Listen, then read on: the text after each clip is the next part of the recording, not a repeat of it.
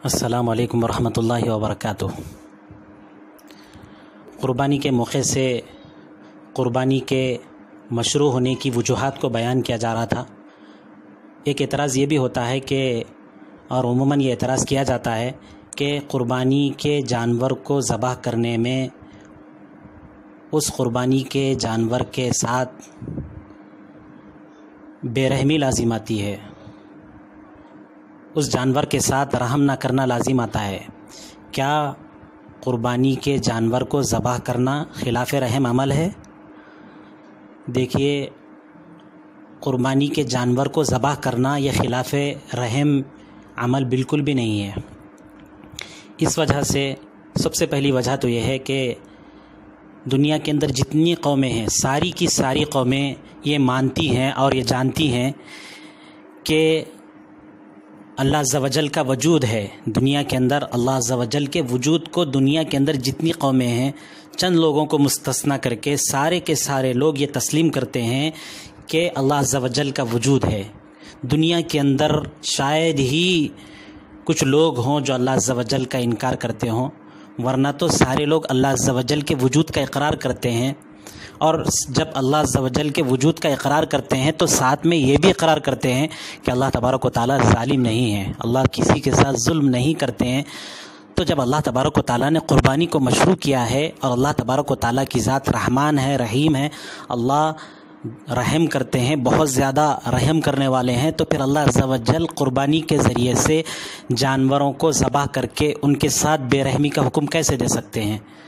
इसलिए क़ुरबानी का अमल ये जानवरों के साथ बेरहमी का अमल नहीं है।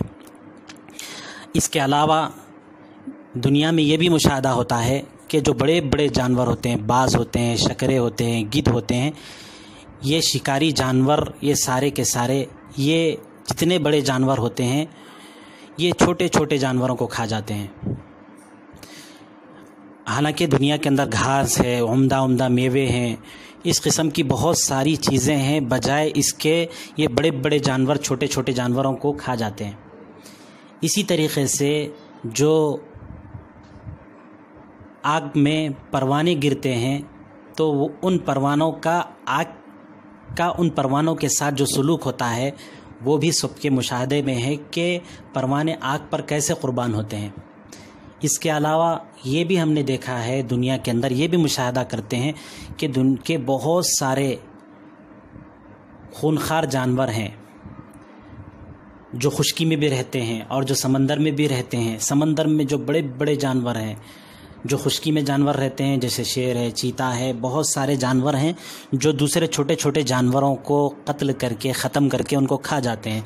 इसी तरीक़े से समंदर में बड़े बड़े मगरमच्छ हैं, बड़ी बड़ी मछलियां हैं और बड़े बड़े जानवर हैं। ये सारे के सारे छोटे छोटे जानवरों को शिकार करने में सुबह शाम लगे रहते हैं। बल्कि बाज़ मछलियों के सिलसिले में ये भी बतलाया जाता है कि ये कुतुब शिमाली से लेकर कुतुब जुनूबी तक सिर्फ़ और सिर्फ शिकार की गर्ज से जाती हैं। ये छोटे छोटे जानवरों को शिकार करती हैं। ये दुनिया का सारा निज़ाम है। इसके अलावा दुनिया के अंदर एक जानवर ऐसा भी है जो चूंटी खार जानवर है, जो चूंटियों को खा जाता है। अल्लाह अज़्ज़ा वजल ने उसकी ज़बान में शीरीनी रखी है, मिठास रखी है। वो किसी जगह पर अपनी ज़बान को खोल कर बैठ जाता है। जब बहुत सारी चूंटियाँ उसकी ज़बान पर की शीरीनी की वजह से उसकी ज़बान पर आती हैं तो वो सारी की सारी उसकी हत्ते चढ़ जाती हैं। वो उसकी ज़बान पर आकर वो उसको सारों को निगल लेता है, वो अपनी ज़बान को अंदर दबोच लेता है, सबको निगल लेता है। ये दुनिया का सारा निज़ाम है कि इसके अंदर जो बड़ी बड़ी चीज़ें हैं ये छोटी छोटी चीज़ों को खा जाती हैं। मकड़ी ये मक्खियों का शिकार करती है। इसी तरीक़े से छिपकली वग़ैरह ये सारे जानवर छोटे छोटे कीड़ों का, मकोड़ों का ये लोग शिकार कर कर कर खा जाते हैं। बंदरों को चीता मार कर खा जाता है। जंगल में शेर, भेड़िए, तेंदुए की जो ग़िज़ा है वो भी सबको मालूम है कि ये जानवरों को मार मार खाते हैं। इसी तरीक़े से बिल्ली चूहों को मार मार कर खा जाती है। तो इससे पता चला कि दुनिया के अंदर ये निज़ाम है, ये दुनिया का ये फ़ितरी निज़ाम है कि दुनिया में बड़े जो जानवर हैं वो छोटे जानवरों کو مار کر کھا جاتے ہیں، مار کر کھاتے ہی نہیں ہیں بلکہ ان کی غذا ہی وہی ہے کہ بڑے جانور چھوٹے جانوروں کو، خواہ وہ خشکی کے جانور ہوں یا سمندر کے جانور ہوں، یہ چھوٹے جانوروں کو کھا جاتے ہیں۔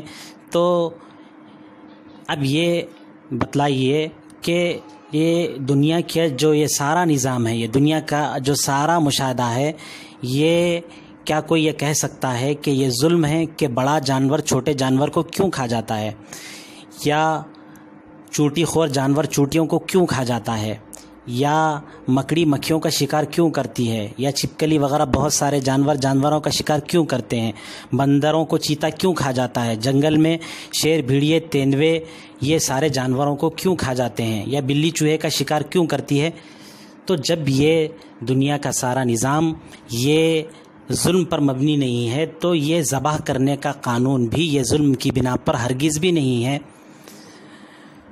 جب انسان کسی جانور کو ذبح کر کر کھا جائے تو یہ ظلم کے دائرے میں کیسے آ جاتا ہے، یہ بے رحمی کے دائرے میں کیسے آ جاتا ہے، جبکہ انسان کی غذا کی شکل میں یہ کھانے والے جانور ہیں، یہ حلال جانور ہیں۔ جس طریقے سے دیگر جانوروں کے لیے ان کی جو غذا ہے، جب وہ ان کی غذا کو کھاتے ہیں، چھوٹے جانوروں کو کھاتے ہیں، جب وہ ان پر ظلم نہیں ہے تو پھر انسان کا ان جانوروں کو جو حلال جانور ہیں ان کو کھانا یہ ظلم کیسے ہو سکتا ہے۔ اس کے علاوہ یہ بھی بات یاد رکھنا چاہیے کہ انسان کی سر میں جوئیں پڑ جاتی ہیں یا کیڑے پڑ جاتے ہیں تو لوگ یہ کہہ کر کہ ہم ان کیڑوں پر یا جسم پر جو کیڑے پڑے ہیں یا سر میں جوئیں ہیں یہ ظلم ہے، یہ کہہ کر ہم ان کو ختم کرنے سے نہیں چوکتے ہیں۔ تو پھر اس ذبح کو ظلم کیسے کہا جا سکتا ہے، جبکہ ایک اشرف اور اعلیٰ چیز کے لیے ایک اخص اور چھوٹی چیز کو قتل کر دیا جا رہا ہے۔ جب سر میں جوئیں ہو رہی ہیں یا جسم میں کیڑے پڑتے ہیں تو ان کیڑوں کو مار دیا جاتا ہے، جوؤں کو مار دیا جاتا ہے کہ ایک بڑی جان کو محفوظ رکھنا ہے۔ تو یہ انسان کو محفوظ رکھنے کے لیے یہ ذبح کا عمل ہوا کرتا ہے۔ اسی طریقے سے ہم دیکھتے ہیں کہ ملک الموت بڑے بڑے انبیاء کو، رسولوں کو، بادشاہوں کو، غریب کو، امیر کو، سوداگر کو، سب کو ہلاک کرتے ہیں اور دنیا سے نکال دیتے ہیں۔ کیا یہ ملک الموت کا عمل بھی ظلم ہے؟ اگر سارے کے سارے لوگ دنیا ہی میں رہیں، کسی کا دنیا سے جانا نہ ہو، تو پھر دنیا کی ساری آبادی اتنی زائد ہو جائے کہ پھر دنیا میں رہنا ہی مشکل ہو جائے۔ اسی طریقے سے جانوروں کو جو عید الاضحیٰ کے موقع پر ذبح کرتے ہیں، یہ ذبح کرنا خلاف رحم نہیں ہے۔ کیا یہ بھی سوچنے کی بات ہے کہ کیا اللہ تبارک و تعالیٰ ان جانوروں کو جن کے سلسلے میں یہ کہا جا رہا ہے کہ ان کا ذبح کرنا ظلم ہے، کہ ہمیشہ رکھیں گے؟ اگر اللہ عز و جل نے ان پر رحم کرنا ہی ہوتا تو اللہ عز و جل شکاری اور گوشت خور جانوروں کو ہرگز پیدا ہی نہیں کرتے۔ اگر ان جانوروں کو ذبح نہ کریں تو ایک وقت ایسا آئے گا کہ خود یہ بیمار ہو کر پھر سے مر جائیں گے، پھر ان کے مرنے میں جو تکلیف ہوگی وہ بھی اپنی جگہ ہے، لیکن ویسے تو سبھی کو مرنا ہے، انسان کو بھی مرنا ہے، جانور کو بھی مرنا ہے۔ تو اعلیٰ چیز کے لیے جو اخص چیز ہوتی ہے، چھوٹی چیز ہوتی ہے، اس کو ذبح کر دیا جاتا ہے۔ تو اللہ عز و جل نے ان جانوروں کے ذبح کے ذریعے سے یہ چاہا ہے کہ دنیا کا سارا نظام، اگر یہ ساری کی ساری گائیں، ساری کی ساری جانور، سارے کے سارے بھیڑ بکریے، بڑے جانور چھوٹے جانور، یہ ایسے ہی رہ جائیں اور یہ سارے کے سارے دنیا میں ہی ہوں اور ان کو ذبح نہ کیا جائے، یا تو اپنی موت آپ مر جائیں گے، یا ذبح کریں گے تو یہ انسان کی غذا بن جائیں گے۔ تو ذبح کرنا یہ اللہ کی مرضی کے خلاف نہیں ہے۔ پھر یہ اعتراض کہ انسان کا ذبح کرنا جائز نہیں ہے، تو اس میں تو کوئی شک نہیں ہے کہ ذبح انسان کے لیے بھی عمدہ ہے، لیکن انسان کے ذبح نہ ہونے، انسان کو ذبح نہ کرنے کی اجازت کے سلسلے میں کہ انسان اور انسان کے ساتھ صرف انسان نہیں ہوتا ہے، انسان کے ساتھ جانوروں میں معاملہ نہیں ہے، انسان کے ساتھ دیگر لوگوں کے بھی حقوق ہوتے ہیں۔ کسی سے اس کا پرورش کا حق متعلق ہوتا ہے، بیوی کے ساتھ، بچوں کے ساتھ، کسی کے ساتھ ماں باپ کا حق متعلق ہوتا ہے، بھائی بہنوں کا حق متعلق ہوتا ہے۔ اگر جو ہے انسانوں کی بھی ذبح کا اگر حکم دیا جائے تو اس میں جو ہے بہت سارے مسائل اس کے اندر پیدا ہو جائیں گے۔ اس لیے اس کو عام طور پر بھی، قانونی طور پر بھی اور شرعی قانونی طور پر بھی اس کو جو ہے انسان کے ذبح کرنے کو ایک سخت گناہ کہا گیا۔ تو انسان کا قتل اس لیے جائز نہیں ہے. انسان کا ذبح اس لیے جائز نہیں ہے کہ انسان کے ساتھ بہت سارے حقوق اور ذمہ داریاں متعلق ہیں، اور انسان اشرف المخلوق ہے، اور انسان خلیفہ فی الارض ہے. اس کو زمین کو بسانے اور زمین کو سجانے کی ذمہ داری دی گئی ہے، اور اس کے مر جانے سے زمین کی خلافت، زمین کا چلنا، زمین کا نظام، یہ سارا نظام بگڑ جائے گا. اس واسطے انسان کے ذبح کی اجازت نہیں ہے. اللہ عز و جل ہمیں بات کو سمجھنے کی توفیق عطا فرمائے.